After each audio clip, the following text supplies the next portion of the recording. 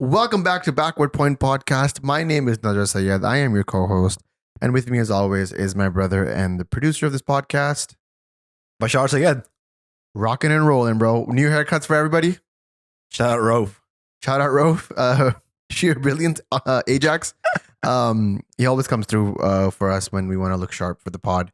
And I believe that Bashar has gotten his monthly haircut down to a bi-weekly haircut. Bashar, do you want to confirm or deny that rumor? No comments. No. I prefer not to say. Ever since people have started calling Bashar Kohli, he just started taking better care of his grooming. And you know what? Positivity from the podcast. We like that. Let's get into the episode, man. I've done a lot of research for this episode. I've spent hours looking through interviews, articles. This is going to be an episode dissecting Imad Wasim's career, his decision to retire, and what this potentially could mean for the future of Pakistan cricket and its players. So strap in. This is going to be a detailed one. We're going to be doing a detailed analysis of Imad's career, what went wrong, the timeline of his issues with the PCB, and why did he retire once he was back in the team. I love how when the last thing I said was positivity and you immediately swung it to Imad Wasim, the polar opposite of that word. Before we get to that, we still want to stick to some little positivity attached to this podcast episode. Our Patreon subscribers are our life and blood. Thank you very much for subscribing, guys. If you guys want to be a part of the Patreon community, the links are in the description below. Also, our Discord community, always alive, always ready to chat. Love them to bits. They are also available downstairs on the description period. And you can just check all that stuff out. If you guys want to be a part of the podcast, that's how you do it. Respects to all the community members, Patreon, Discord, Instagram, Twitter, wherever you guys follow us. And we are going to take some Patreon thoughts and comments and questions as this podcast goes along. So again, if you guys want to be part of the Discord, Patreon is the best way to do it. Before we shoot any podcast, we give their Patreon a little bit of a thought exercise. What do you guys think about ABC? You know, it's like today we're talking about Imad. We had the Imad Wasim questions up in the Patreon chat board a few days ago already. So it was populated by people what they want to say, what they want to ask. And that will be a regular part of the podcast. It does. I think it makes for great conversations and great questions and comments. Sometimes we could be driving with our blind spots there. And so these comments and questions from our Patreon members really help us see the full angle of what's happening. And what's happening in this episode is Imad Wasim retired from international cricket. He put an end to an 8-year-long career for the Pakistan cricket team, which started in 2015 and ended sadly in 2023. So Are you as sad as you look about this? The smile is not wiped off of your face. The video podcasters will see that the smile has not gone out. I'm genuinely sad. Okay. Because, you know, my differences with Imad and his toxicity and his behavior at one place, but him playing for Pakistan and benefiting the team, that I think has more weightage and importance. I would just say it's alleged toxicity. I don't want and nobody's suing us. Alleged is very important. Alleged is very important. So that's what he meant when he said toxicity. And whenever we've spoken about any of the character defaults, it's all alleged. We don't have any proof of it. So just want to get don't want to get sued. Is what I'm saying. Absolutely. Part 1 of the podcast is going to be us diving into Imad's stats. Was he a good player? Trying to determine how he did in his 8-year-long international career. And then we'll get into his issues with the PCB. So Imad represented Pakistan on 121 occasions. That includes 55 ODIs and 66 T20s. His ODI debut was against Sri Lanka in July of 2015. In total, his batting stats, because Imad is an all-rounder, so his batting stats in ODIs mention that he has 986 runs in 40 innings, average of 43 almost, 17 not outs, and a strike rate of 110. So he's an attacking batsman who can really hit the ball hard in the end. Is that an accurate average of what he's actually capable of doing? So what you're trying to say is at 43 runs a match, he'll give you that runs in about 35 or 38 balls. Is that an average? Is that an accurate representation of him? Or is it just because his 17 not outs have helped him propel his average? That's a genuine question. Yeah, I mean, 40 innings is a pretty decent sample size. I would say Imad was probably a more impactful batter than he was a bowler. He was more of a stock bowler, and we'll get into his bowling stats, but he has 550s in 40 innings, which is not bad for an all-rounder. Especially coming in at 7-8. And Imad he was pretty clutch as well with the bat. He finished a few matches for Pakistan in his career. And we'll get into that. Shout out to the Afghanistan game in the World Cup 2019. 100%. Imad Wasim, the hero of this, whatever Wasim Akram said in the end. Yeah, not even Wasim knows what he said at that end. If we go to the bowling stats, 44 wickets in 53 innings at an average of 44, economy of 4.8 with only one fifer. That's like less than 1 wicket per match. And so with these ODI stats, it's shocking to me that there was a whole campaign in favor of him going into the World Cup. Like, it would have really made a difference. I just think it's all about, in Pakistan cricket discourse at least, I genuinely have seen this to be the case, that it's all about whataboutism. What about him? What about that person? What about that coach? Like, it's never the onus on the people on the 11 on the ground. And I feel like Imad Wasim's whole story arc in the World Cup, him not being there, the absence of him was just another template of what goes on. I think Shadab Khan in one of his press conferences said it best. He said that, whoever is not playing looks the best and whoever is playing looks the worst in the Pakistan cricket circuit. And that's, I think, exactly the case with Imad Wasim, especially with all the debate around him being in the ODI squad. But, the numbers are in front of you. Maybe he's a better batter than Namaz, but his bowling stats they're less than average. And it was the bowling that we needed in that World Cup, not the batting. The batting could hold on its own for the majority of the World Cup. We scored the highest score ever chased in a World Cup. So the batting was never at fault. It was always the bowling, and the bowling is what cost you the World Cup this time. And I don't think Imad's inclusion in this World Cup squad would have really changed much. My opinion. Yep, I agree. But it also has Imad's played 66 T20s, and his debut was against Zimbabwe in May of 2015. I believe this was the tour where Zimbabwe came to Pakistan. So he debuted in Lahore. He was and you know what they call him after that, Zimad. Oh. No, is this me? Good one. It's me? Okay. It's a good try. Just for the Zimbabweans, all there. I appreciate the try. So batting stats in T20s for Imad, 486 runs, average of 15, strike rate of 131, 150, which I believe he scored in the last series against Afghanistan.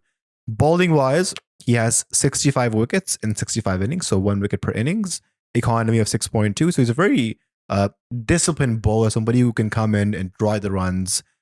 If he balls a 4-over spell in T20s, according to his stats, he'll give you 1 wicket and he'll go for like 24 runs, which is pretty decent. Not bad. No, that's the T20 stats are more reflective of his inclusion in a squad as being an asset. I think that if he can score at 131, give me a quick, 10 ball 20 or something like that, 18, really quick runs, and then he'll come in and give me a wicket with every 24 runs that he'll give me. I think that's a good contribution to a T20 side. I think his batting stats don't really reflect how good of a batsman he was in T20 eyes. I think he's a better batter than that. And I think his ODI stats are definitely a lot better and probably a true reflection of how good he was as a batter and how he has continued to improve as a batter because this last PSL, he was amongst the top 5 run scorers. I believe he scored around 400 plus runs at a strike rate of 170 odd. So his batting improved over time, but he just wasn't able to translate those improvements, that evolution, and as a batsman in the international stage. Did he play any test matches at all? No, none at all. I think he expressed the desire of playing test matches, but didn't get the opportunity. And are we going to talk about his celebration at all, or is that a whole different podcast? The Ronaldo one? Yeah. I wanted to talk about the bandana. Let's talk about it. So 2017 Champions Trophy, the group match against India, the pre-match press conference, Sarfaraz Ahmed says, we're going to try something out of the box. Lo and behold, Imad Wasim comes in to open the bowling attack. And that's not the shocking part. The shocking part is his bandana. What the hell was that? It's like his hair was being pulled back and he was wearing sunglasses. And it reminded people of Kajol from DDLJ. Was that? Yeah. And there was also a moment where he had the middle part haircut that reminded people of Radhe Mohan from Tere Naam. So just horrible stylistic choices from Imad Wasim in his 8-year-long tenure. What more can we say? This comes off the back of the news that Babar Azam has started his clothing line, BA56. Have you heard about this? No, really? What are you doing, bro? Yo, send me the link. BA56, Babar Azam's clothing line is coming out. I don't know when it's announced. I just saw it on as I was passing on Twitter, and so that comes off the back. The horrible stylistic decisions he's made on and off the field comes off the back of Babar Azam getting a brand, literally a clothing brand launching. And so, another W for Babar and another L for Imad Wasim. You're talking about Imad's batting, and Imad's first class record is quite stellar, actually. His batting average is over 40. He has 600s and a highest score of 207. So he was more than capable of a batsman. And I think maybe the Pakistan team did not really utilize him. Like, we could have maybe promoted him up the order, used him in the middle order as a left right combination, or just use him more strategically. But I think the time where stats and matchups came in the Pakistan team, Imad left the Pakistan team, or he was thrown out apparently, and we'll get into that whole thing. Is his stint on the was it the ARY show with Tabish Hashmi? Does that count as a? Did we have a stat for that, or just no vibes for that? No. But they did have his partnership some, with Mohammad Amir, and that was like one for the ages. See, and we'll get into the whole thing with Mohammad Amir because your friends ultimately have a great influence on you. They say you're the average of the 5 people you hang out with. And for the past 45 days of the ODI World Cup, Imad was hanging out with Abdul Razak, Mohammad Amir, and Tabish Hashmi. Tabish Hashmi, I rate him highly.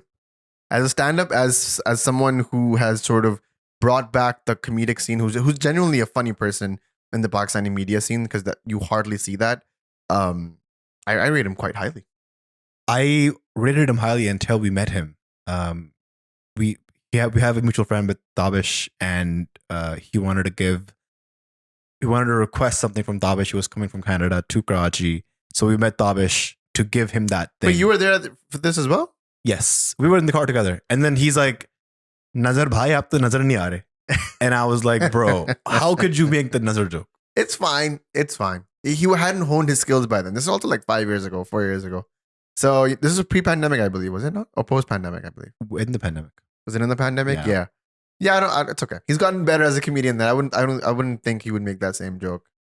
So how would you rate Imad's career overall in ODIs and T20s? Was he a good player? Was he an average player? Was he a good player on paper, but above average because of the whole media campaign behind him? What are your thoughts? Personally speaking, I always thought he was an average player. Apart from the Afghanistan innings, I don't really remember him really stepping up. There's also a game in 2015. This is the game where Anwar Ali went crazy. It was actually Imad Wasim who finished the match in the end. The Sri Lanka game? Sri Lanka game. It I was remember a T20I in Sri Lanka, and Anwar Ali hit like 46 or 47 off like 15, 16 balls. Crazy innings. And Imad was the one that finished the game off in the end. So he did show glimpses of being a finisher, someone who is good with the bat and a good fielder. Actually, credits to Imad Wasim. He has given AB de Villiers his only golden duck in ODIs. Okay, so 2017 Champions Trophy. Vibes. Was that a bolt? It was a caught at point by Hafiz. Damn, okay. And before that, he got respect. Hashim Ahmed W. Respect. Look, my conversation about Imad Wasim, because we're not talking about the slander and the overall vibe that he has generated in the past 18 months. We're not talking about that. It's him as a player, pure numbers, stats, ability to play cricket, right? I've always thought he was average, a little bit above average, but nothing super spectacular. I never understood the fan bases, the fan camps that he have, little pockets in the internet that were genuinely like diehard Imad Wasim fans. I was never impressed by him. Let's just say that. The Afghanistan innings, like I was saying before, was probably the only glimpse of his brilliance that I genuinely saw, where I was like, oh, okay. And it was very short-lived because 3 years after that, he retired, right? So I think that there was a lot more in the Imad Wasim catalog that we never got to see, at least in an international level.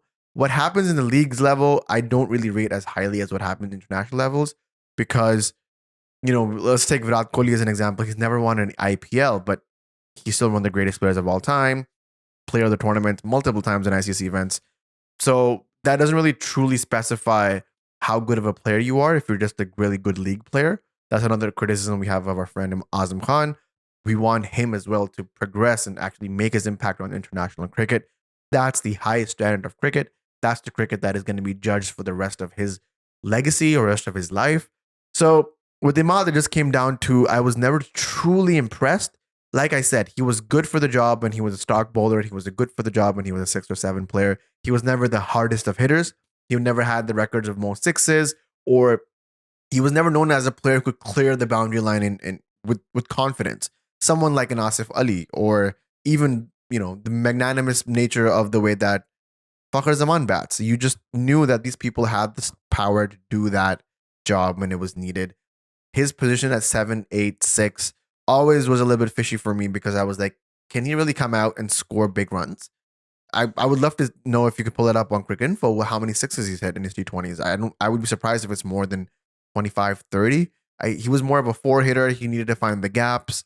He wasn't really one of those big finishers that we actually needed in a time. And his bowling again. I remember he was one of the for Sarfraz, he was in the plans of opening the bowling and all that. But that was in a time when we didn't have a Shaheen Afridi, when we didn't have Naseem, when we didn't have those quality 140 click plus bowlers who were swinging it both ways.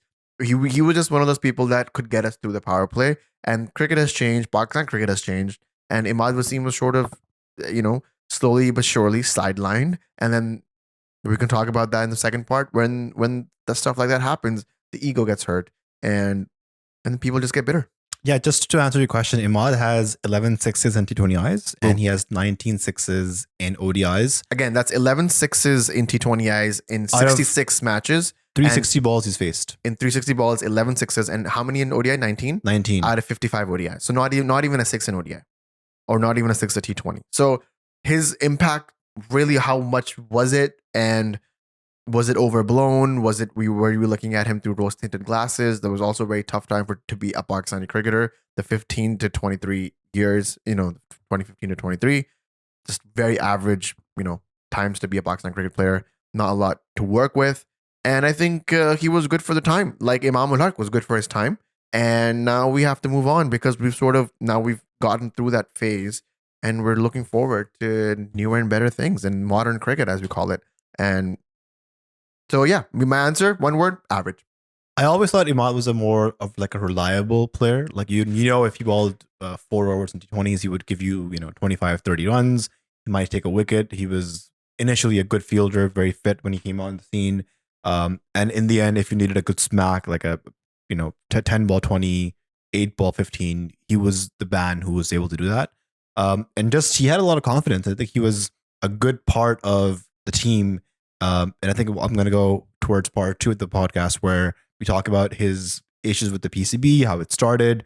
Basically, Imad was a regular part of the team during Mickey Arthur's tenure as coach and Sarfraz's tenure as captain. So this is the 2016-2019 era. We mentioned how Imad has played 66 T20Is. 36 of those, so 55% of his T20I career, was played under Mickey Arthur and Sarfraz. He played 55 ODIs. 48 of those were in the coaching and captaincy of Mickey and Sarfraz. So essentially, 87% of his ODI career was played under Mickey and Sarfraz. So you can clearly see once they left or once they were ousted in 2019, once Misbah came as coach, Bakar Yunus came as bowling coach, Babar Azam came as captain, and Mohammad Wasim came as chief selector, the whole dynamic of PCB changed, and Imad eventually lost his place because he was only able to play 2 ODIs and 17 T20Is in that 2019 to 2023 era in the Pakistan team. And eventually, it was Mohammad Nawaz who came in and replaced him. And it was said that Nawaz had better fitness than Imad. Nawaz was a better boundary fielder. He was more dynamic in the sense where he could bowl anywhere in the power play, the middle overs, the death overs. God knows why he was bowling death overs, but he was there. And he could also bat anywhere in the batting order. And Babar Azam, the captain at the time, famously said, Nawaz, tu mere match winner. Yeah, I'm just pulling up Nawaz's profile to just to match some stats, just to see what actually was the argument for Nawaz coming in the team against against Imad.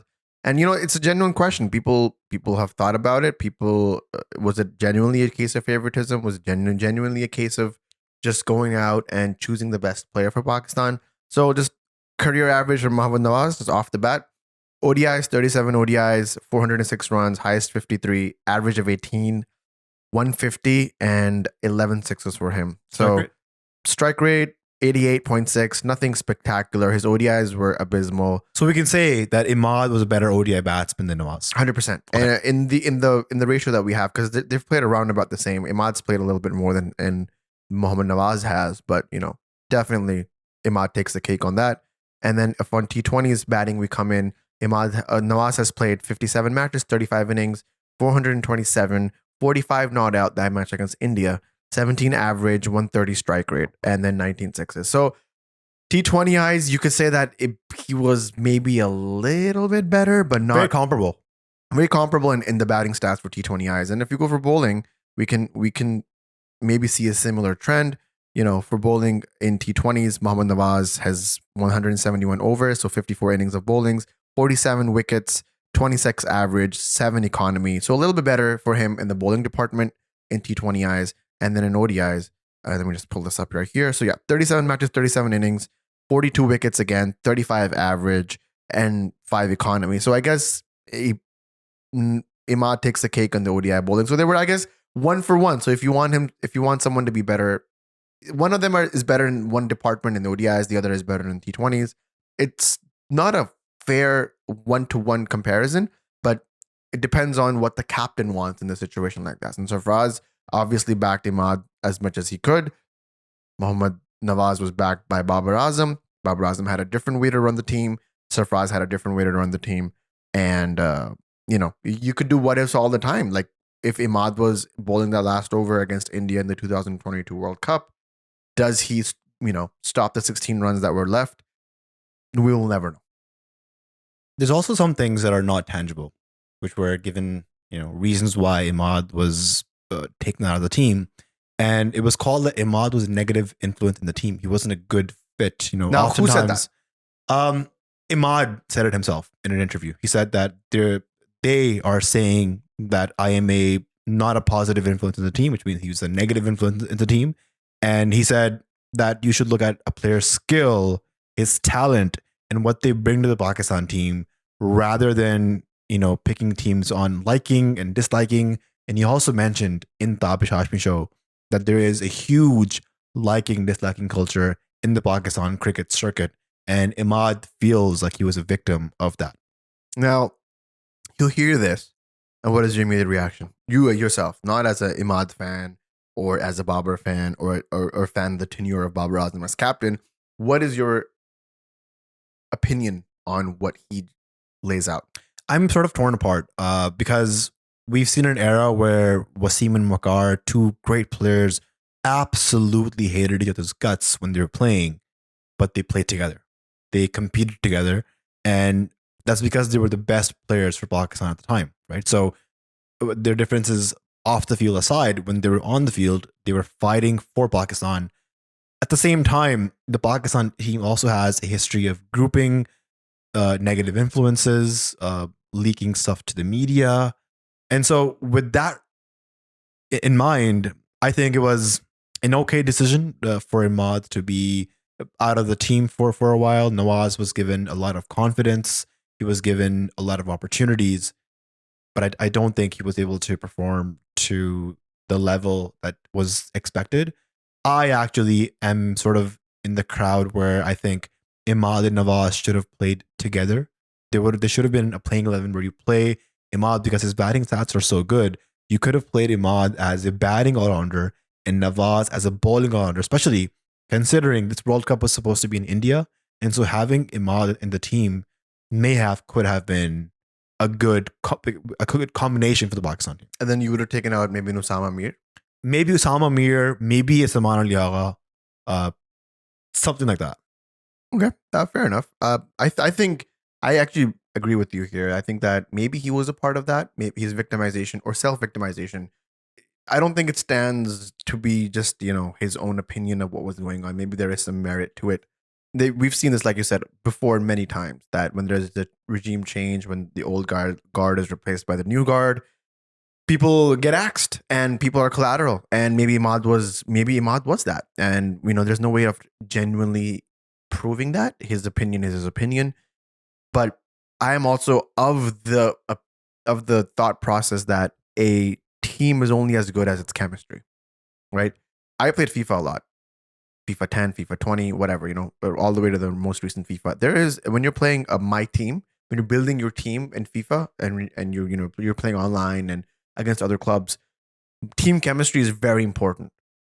So when you're building your team in FIFA, you pick players that are from certain leagues or certain countries or certain clubs that will gel well with other players. So there's team chemistry, and football is all about if I know that the player is going to be in my wide wing right there, I can pass him there without even having a second thought.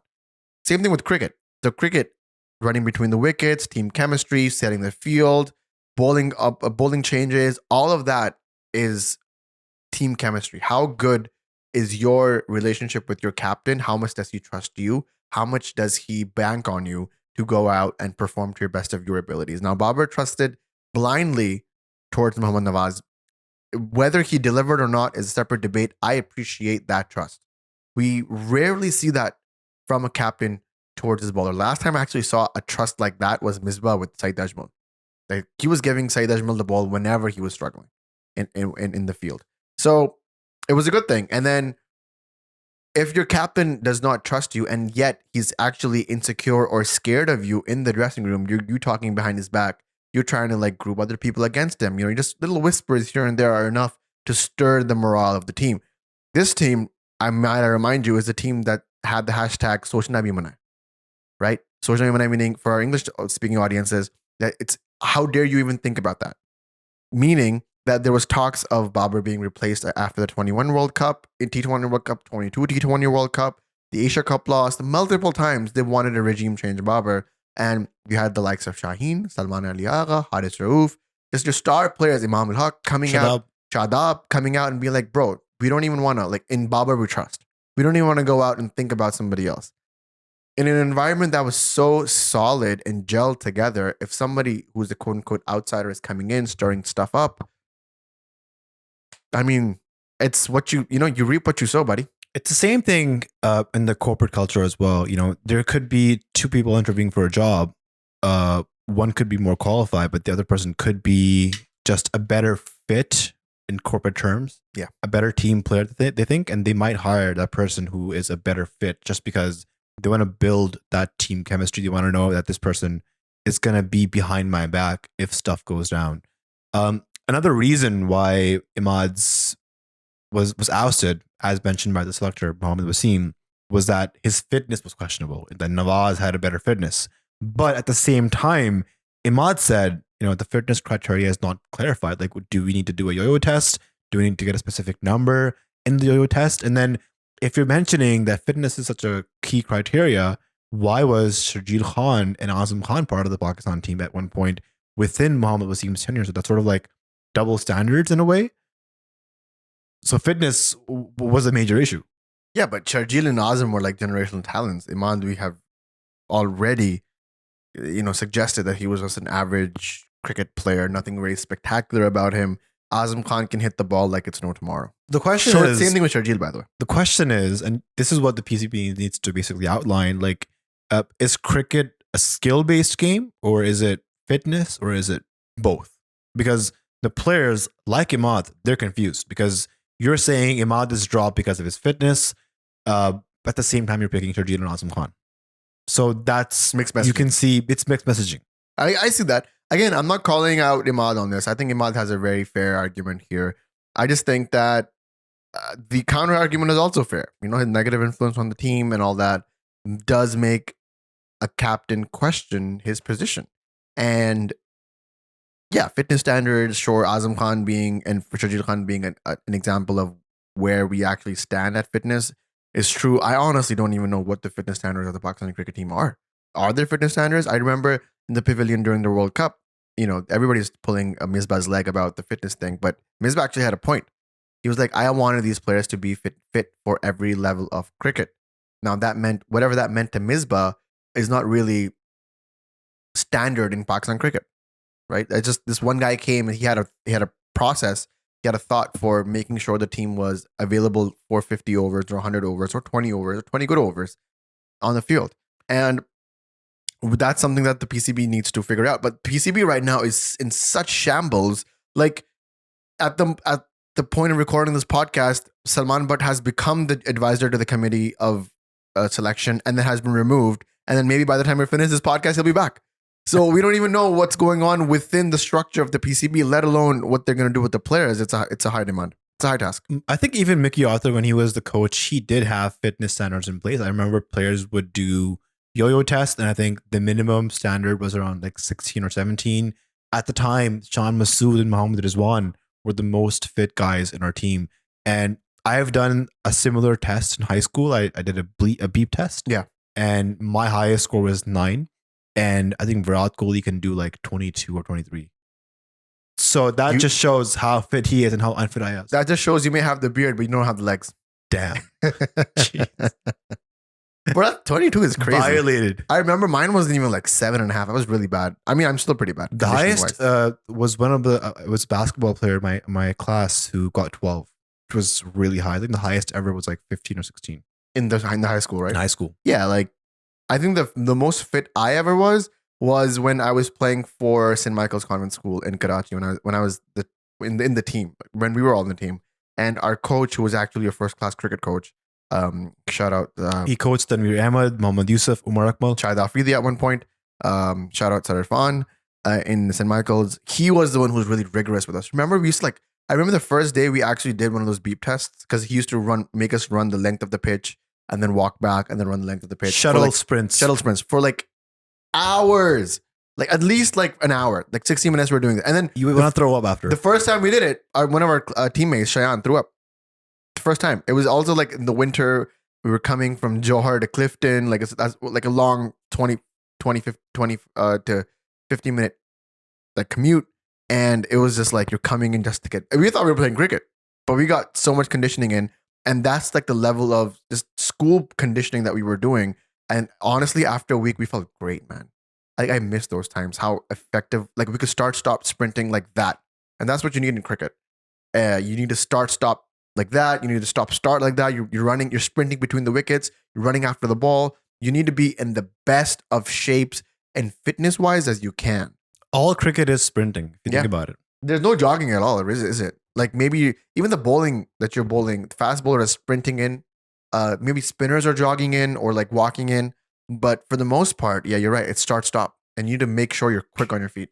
Another reason why Imad was dropped, and I think this was one of the reasons that I was sort of convinced as to why Imad wasn't in the team. Mohammad Wasim said that Imad was sort of a limited player compared to Mohammad Nawaz, and the team management wanted pacers bowling in the power play, and Imad is most effective in the power play. So they wanted to go with Shaheen Shah and Naseem Shah, Hasnain and Naseem Shah when Shaheen was injured. So just in that sense, Imad didn't fit the team combination, and that makes sense. I'm totally in agreement with that. That's why I think Mohammad Nawaz was part of the team. But eventually, Imad made his way back in the team. He had a stellar PSL 8, scored 404 runs at a strike rate of 170. I think he scored 3 or 4 50s. Also took 9 wickets. Despite Karachi Kings finishing 5th in the table, Imad was in the top performers, and he sort of burst through the door of the Pakistan cricket team and made it back in the Afghanistan series, which he performed well in. I think saying that Karachi Kings finished 5th is giving them an out. They've bottomed the table. Yeah, I think they were just 5th on run rate, so I wanted to be factually correct. Sure, but they still were horrible. They were. And then so Imad performed well against Afghanistan, and he was also part of the New Zealand series. And because of that, Imad Wasim was given the central contract. He was in category C. Just in that same time period, he did an interview with Yahya Hosseini, where he said that if he was dropped in the Pakistan team again without a reason, he will take legal action against the PCB. Now, why are these cricketers? I mean, this is not, I guess, their fault, but I genuinely think, why are cricketers going to Shoaib Jat and Yahya Hosseini and giving interviews? This is the same guy who asked. This is the same guy who asked Surfraz, like, if he were to do a modeling gig, who would he have in his bike? What did he say? The options. Deepika Padukone, Katrina Kapoor, Kapoor. Katrina Kapoor, Kareena Kapoor. Why are we giving this guy any sort of journalistic clout when he can't even get 3 names right on a trot. And then Imad goes to these toxic players. Same thing that Mohammad Amir does. He goes to Shoaib Jat, gives interviews. Same thing with Zaka Ashraf. Like we are sort of standardizing trash in our media. Like this is one of the reasons that we even started this podcast. We wanted to hear thoughts from people that were away from the industry and actually had opinions that reflected the opinions of the masses. Now I don't want to speak for everybody, but I feel like a lot of people that tune in because they agree or disagree with their opinions, but mostly agree with it. And people like Yahya Hussaini, Shoaib Jat, who have massive agendas. The only agenda we have is the Karachi agenda, honestly. And Saim Ayub. Saim Ayub agenda. But people who have like genuine agendas like against players and against certain regimes in the PCB. How are they ever going to be impartial? Why do they give interviews to those players? I don't know. And then when you go and give interviews to those journalists, you say stuff like this, where I'm going to take legal action. I'm going to do this. I'm going to do that. I'm going to announce my retirement. You're just setting yourself up for failure at that point. Absolutely. And then so despite Imad being given the Category C contract for PCB, and he was part of the last 2 series, it clearly shows that Imad was in the Pakistan cricket team's plans for the next T20 World Cup 7 months away, right? What was disclosed recently was that Hafiz said that Imad actually did not sign the central contract. So technically, despite being offered the contract, he didn't sign it. So he wasn't under PCB contract. Now, let's get into the reasons behind his retirement. Like I said, it's shocking for me because, like, at one point you're saying that playing for Pakistan is an addiction. There's nothing more than that. Leagues can screw themselves. I want to play for Pakistan. And then 7 months before the World Cup, you announce your retirement. One of the big reasons behind this, as said, is his NOC for the T10 league. NOC being the no objection certificate, which each player in Pakistan cricket needs to go out and play international leagues. Imad had a contract with the T10 league, but the T10 league clashed with the national T20 Cup in Pakistan. The chief selector Wahab Riaz and the new director Hafiz mentioned that they wanted their players to be playing domestic tournaments and not prioritizing other leagues. Imad did not show up for the national T20. Instead, he resigned or announced his retirement and went to play the T10 league because he was no longer under the contract or jurisdiction of the PCB. So Imad played the long game here. He did. And then just FYI, he also signed a contract shortly after with the Big Bash League, Melbourne Stars, who have now signed their 3rd Pakistani player alongside Haris Rauf and Osama Amir. So they definitely have a Pakistan agenda going on in Melbourne Stars. Yeah, definitely. And just coming back to Imad, like it generally seems like he played the long game. He had no opinions, or should I say no, he didn't want to play for Pakistan. It was just very obvious. And whoever comes out and says, oh, playing for Pakistan is an addiction, playing for Pakistan is my passion. Honestly, they're nice when it sounds, the words sound nice, but when it comes push to shove, you got to show up. And he didn't show up. He definitely had other plans, and he played the long game for it. And now he's retired. And I just want to know what the T10 contract looked like. Like, what did he resign or retire over? How much money? Probably 10x of what he was. Dude, you can't compare what a T10 league is going to pay for him to bowl 2 overs a day. Maybe bat. Field for 10 overs compared to what he would be getting in the hot, sunny weather of Karachi playing the National T20 Cup against Larkana. I mean, no offense to Larkana, but just with this whole new PCB setup, there's so many more teams, there's so many more players. The quality of cricket has gone down. And Imad, the way he thinks is that, I am an international player. How old is Imad? He's 34. He thinks, why do I need to go back and play domestic cricket where I'm an international level player, right? And also, like, the age is also very important. You have to realize 34 means he has maybe a couple years of international cricket left, which means that he needs to make his money now. Because, as we know, most of these sports players have a very short window of how much money they can make. So where's legacy? There is no legacy. He's a team? Champions Trophy winner. Who cares? You can never take that away from him. Is that everything, though? I mean, I agree. I know what you're saying. I know where you're going with this, but it doesn't matter at the end of the day because legacy isn't going to feed mouths, bro.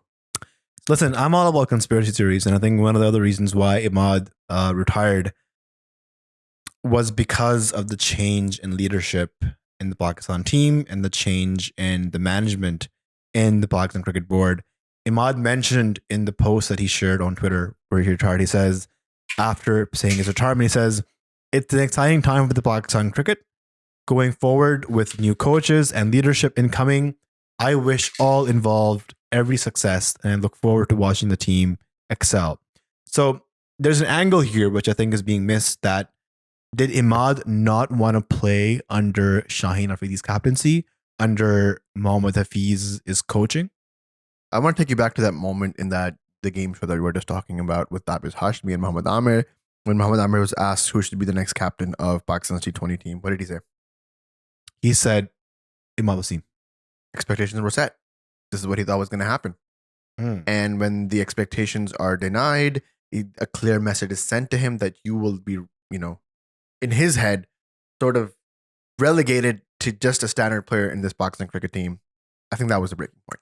Generally. There's a question from this person called True versus Wrong on our Patreon. He says, do you see Imad's retirement as selfish, since Professor Hafiz did tell him he is in the Pakistan's plans and he should sign the contract, but he refused to do so after 2 days delay?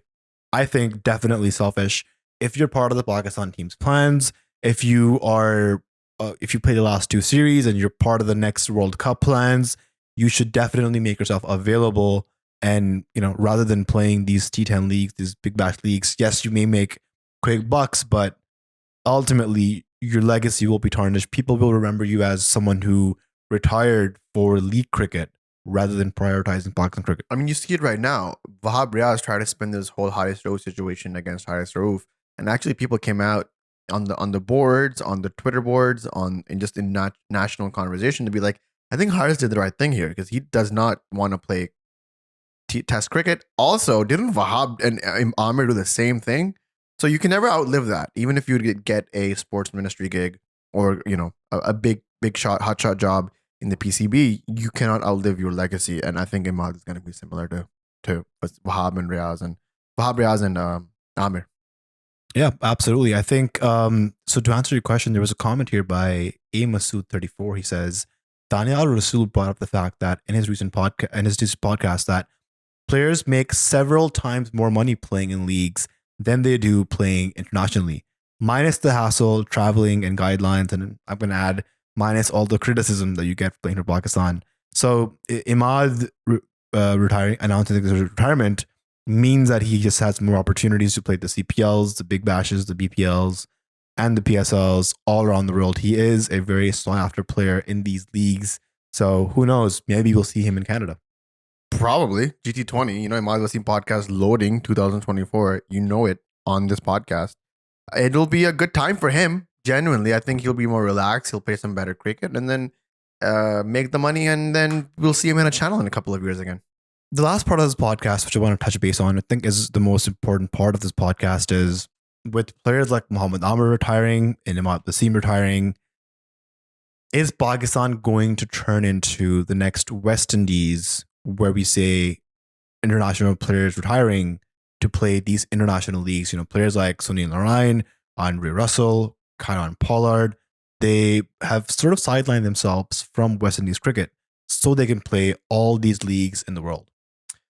I don't think so, because I think there's still a prestige, there's still a pride for playing for Pakistan, and prestige counts highly in our where we come from. Does it? I mean, I want to add something here, that there's been a number of Pakistani players who have left Pakistan domestic cricket and Pakistan cricket to go to the USA to get a green card, to play Major League Cricket, to play minor league cricket. Players like Saimi Aslam, who was a test player, Ehsan Adil, Ahmad Azam, they've all left Pakistan for a better, more secure future in the USA. You also have to realize maybe they were never good enough to play for Pakistan consistently. Ehsan Adil came into the team when you didn't have you didn't have a bowler in sight that could bowl 135 clicks. You have to remember that. You had your main bowlers were injured or banned at the time. You didn't have anyone to go to, so you went to Ehsan Adil. Ehsan Adil was your backup. Same thing with Ahmad Azam. Pakistan really tried to turn Ahmad Azam into something. Didn't really happen. So these players who don't have a shot and doing much more than playing domestic cricket in Pakistan, would likely leave. But for the majority of the players who are playing, prestige and legacy does count. It'll be, I mean, if even a player like Azam Khan, who really doesn't have much to play for, he can make the money wherever he wants, still would come up and say, yeah, I want to play for Pakistan because his father played for Pakistan. There's prestige to it. He can come out and make and help Pakistan win a World Cup. He's going to be recorded in the annals of time forever. You can see that Moin Khan to this day is bearing the fruits of that 92 win because he's coming on shows like The Pavilion and he's able to make his academy and all that.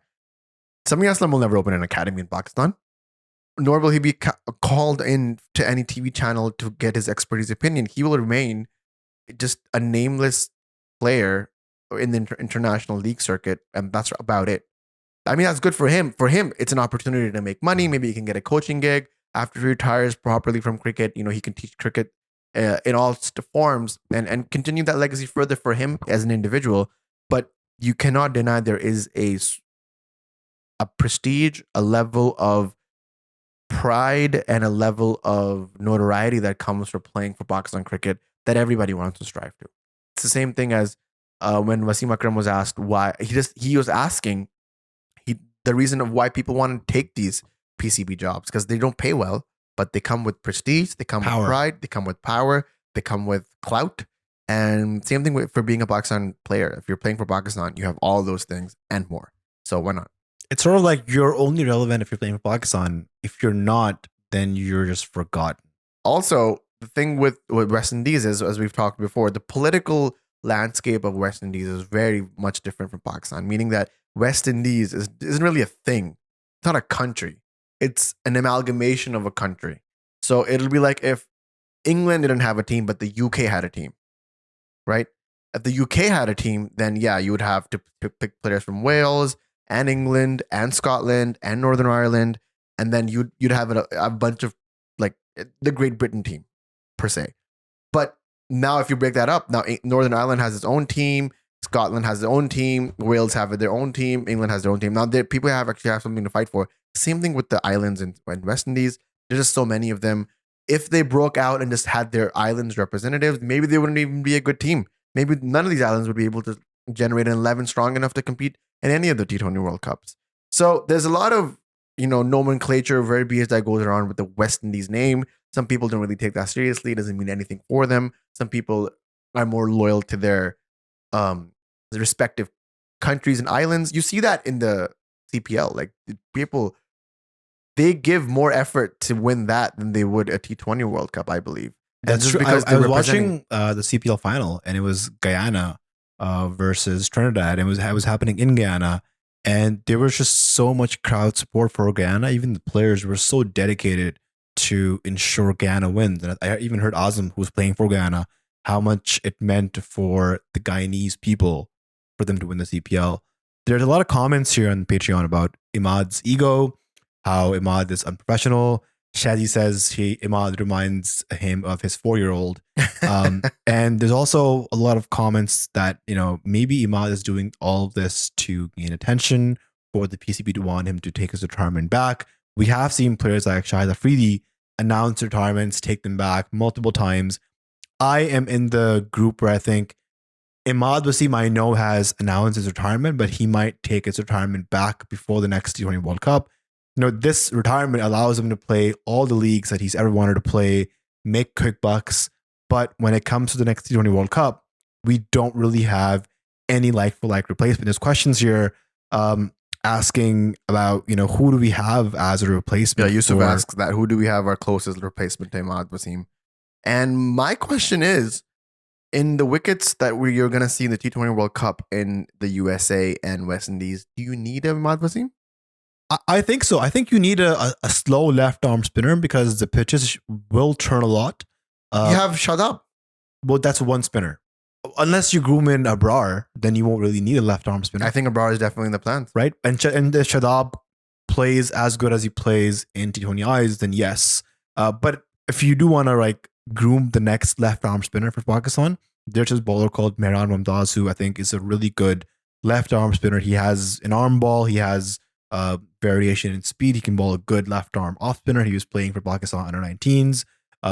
He was playing for the domestic circuit. I think he also played for the Pakistan Shaheens, where Pakistan won the Asia Cup final against India. He was in that team as well. So there are replacements. You can bring back Nawaz, obviously. But yeah, I think lots to think about for the Pakistan Cricket Board, the Pakistan cricket team, the management, and maybe Imad himself. Like, where does he see his future? Does he want to come back? Does he want to continue to play leagues all over the world like Mohammad Amr is doing? I don't think that if Imad does what he does, the way that you're saying, takes his retirement back right before the World Cup or a couple of months before, I don't think the Pakistan team is really interested in bringing Imad back like that. I mean, he's in the plans right now, no problem. Pakistan team is always bigger and better than the individual themselves. You can see that with any player. The way that they sacked Babar Azam, we thought Babar Azam was going to be it for another 4 years. Nope, that's not it. Pakistan team is better and bigger than all the players involved. So if that's your opinion, then you can take that opinion where the light don't shine, and that's what PCB is going to do with him. I don't think his retirement comes back. I think this is it for Imad Wasim in the greens and the whites for Pakistan. And if that's better suited for him, then that's okay. I think it's time for Pakistan to move forward. He's already 34. I think as much as we've extracted from Imad, we've done. And it was a good time, and now it's time for good riddance. Time for us to end this episode. I think. Yeah, I think that's a good place. We did a good job just going through his career, the issues he had, and then why he retired. Let us know your comments in the description below. And I think the last ask from me to you is, what is the emoji of the day? I don't know, man. I was thinking about it, and I think we should give Imad his proper tribute and the bandana emoji or the sunglasses emoji. One of those. Sunglasses. Sure. You want to do sunglasses? Yeah, sunglasses emoji. Because I don't know if there is a bandana emoji. I'm pretty sure there is. If there's a bandana emoji, guys, bandana emoji is yours. And if not, sunglasses emojis will do as well. Just for the stylistic debacles that he's made over his years, I think it's high time that we give respect to the man, the legend, Imad Wasim. This is Bashar signing off. Yeah. And hope you guys subscribe, like, comment, rate us on the audio platforms. Yeah, Jeff, definitely. Spotify gang. I know you're listening to us. We have like a lot of people listening, over like 700-800 people per episode, but not enough reviews. So if you guys are listening, please leave a review in your Apple Music, on your Spotify gang, Spotify's, and check out the Patreon once in a while. And we will come back. We'll be back in the next episode. Definitely interesting and exciting things coming in for the Pakistan cricket in the next couple of weeks, especially with the tour almost ready to go. Pakistan team was already in Australia. It's going to be one hell of a ride, Bashar. We're going to be categorizing and documenting through it. And wish us luck that we survive it, because it's going to be a tough one. With that being said, take care of you guys. If you guys are listening in the car, drive safe, and we'll see you guys in the next episode. Nazar signing out. See ya. Cheers.